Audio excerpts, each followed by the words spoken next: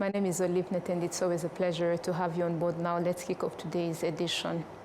Writers, researchers on the history of the genocide, and political analysts say that the hate speech targeting ethnic groups used by some leaders from countries in the region and not confronted promptly could lead to disasters, including the genocide itself. We have details. In an interview with the spokesperson of the Congolese Armed Forces, Major General Sylvain Ekenge, to the National Television of Congo, RTNC, on the 27th of this month, continues to draw widespread condemnation from people of various backgrounds.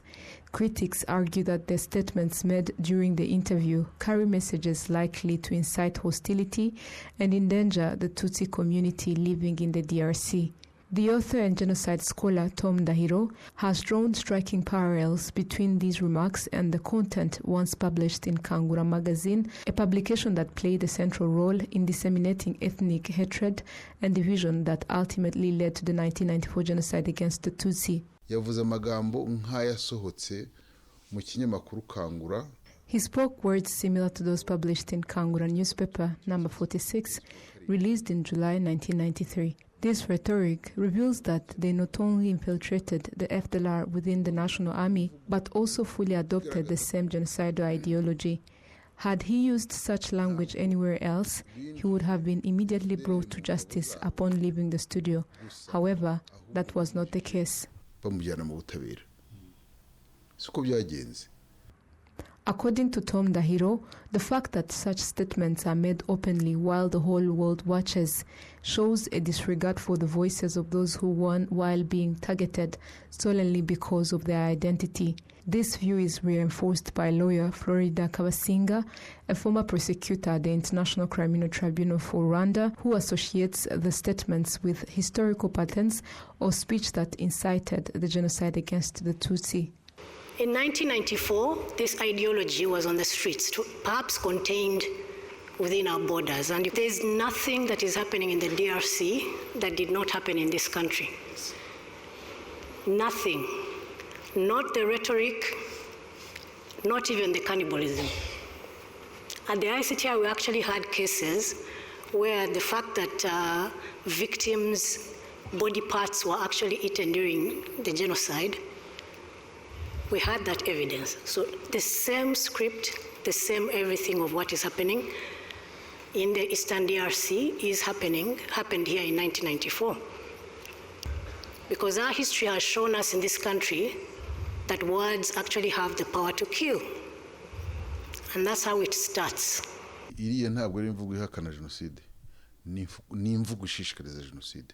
This is not a language that condemns genocide. Rather, it is a language that incites it. What is even more troubling is the silence of the international media on this issue.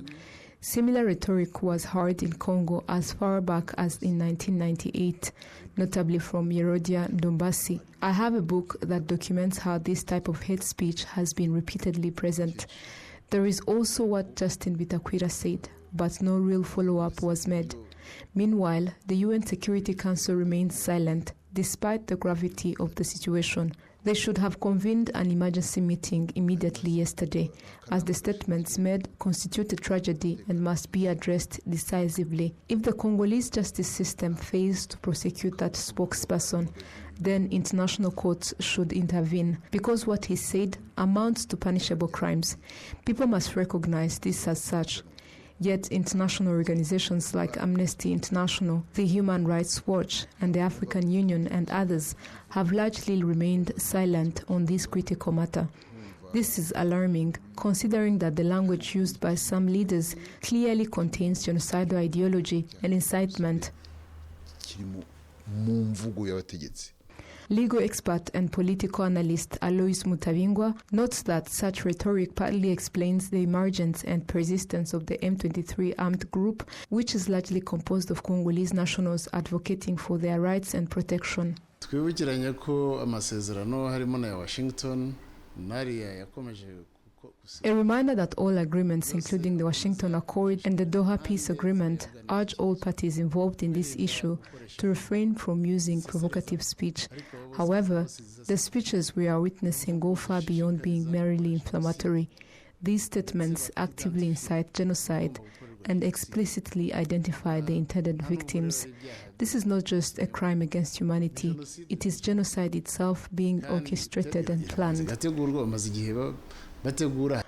According to legal analysts, these kinds of statements reflect genocide ideology and are no longer confined to the Great Lakes region or East Africa. They stress the urgent need for immediate condemnation and preventive action to avert their potentially devastating consequences. This is a very concerning issue because genocide ideology is spreading. It has gone beyond Rwanda, but now also in neighboring countries. It is something we must strongly condemn and develop effective strategies to prevent from reaching its intended goal. The fact that genocide against the Tutsi happened in Rwanda in 1994 and that today similar acts are being committed in the DRC against Kinyarwanda-speaking Congolese, while the region largely stands by and watches, is a serious problem that should not be tolerated.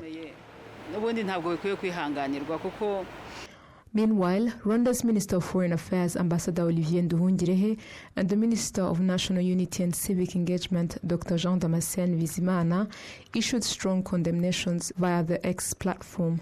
They denounced the FRDC spokesperson's remarks as discriminatory. Now, moving ahead to other matters, the plenary session of the Chamber of Deputies has decided to summon the Minister of Infrastructure and the Minister of Environment to provide verbal explanations regarding issues related to urban development, housing and land use. During the plenary session of the Chamber of Deputies, a report was presented on field visits conducted across the country, focusing on urban development, housing and land use. The report highlighted that citizens still face problems such as those who live in areas where asphalt roads have not yet been built, infrastructure built in cities supporting Kigali, but not keeping pace with population growth and improper land use. The Vice President of the Chamber of Deputies noted that during these visits, many issues requiring urgent attention were identified. The plenary session also requested the Commission on Education, Technology, Culture, Sports and Youth to analyze issues related to inadequate sports and entertainment infrastructure, as well as matters concerning technology and communication, which were observed during these field visits around the country. To other matters, on Monday, the Parliament began approving the provisions of the draft law regulating road use in Rwanda. Daily road users, including drivers and pedestrians, say many road accidents result from drivers' lack of knowledge, failure to obey traffic signs, negligence, and drunk driving. The new road use law aims to reduce traffic accidents. After the review in the committee on Monday, it was submitted to the Chamber of Deputies plenary session for approval. Among the concerns deputies raised were vehicle confiscation when a driver is caught drunk and the public's limited knowledge of road laws. Hope Tumukunde Gasatura, the chairperson of the Committee on Foreign Affairs and Cooperation and Security, explained that confiscating vehicles mainly serves to preserve evidence for legal proceedings. Minister of Infrastructure Dr. Jimmy Gasore stated that the legal blood alcohol limit should remain at 0.8% to continue helping reduce road accidents. The Rwanda National Police data for 2024-2025 shows that 409,148 people exceeded the legal speed limit, while 94,843 were caught driving recklessly.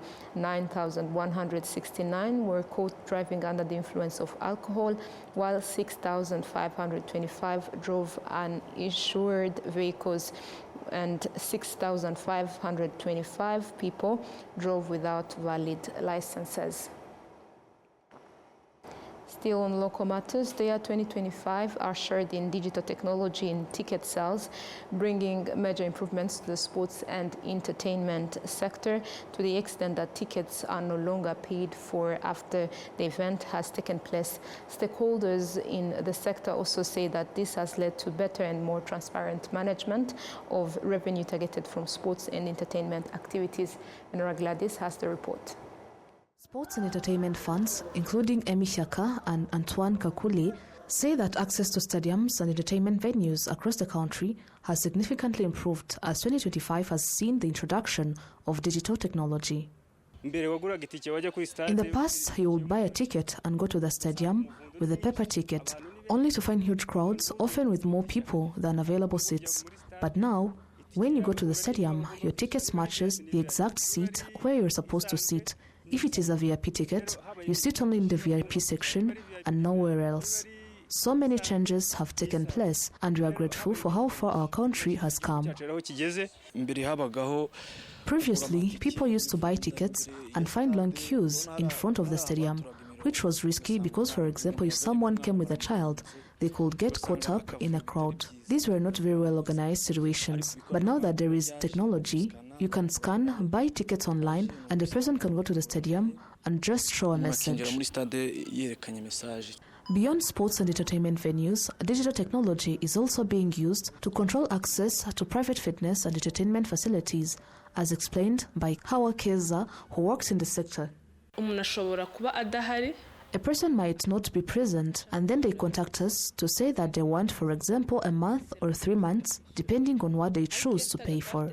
But when they use their card on the scan, it shows us the days they have paid for and how many days remain. This helps us a lot, and if they want to check themselves, they can do so without any problem. Some of the entrepreneurs who developed this technology say it has brought major changes to the way people access sports and entertainment venues. The Minister of State in the Ministry of Sports, Rwego Ngarambe, also confirms that technology has improved service delivery in this sector. Although things are still being updated and further improved so that a customer can get the services they want, we can at least say that what has been achieved so far is at an impressive level.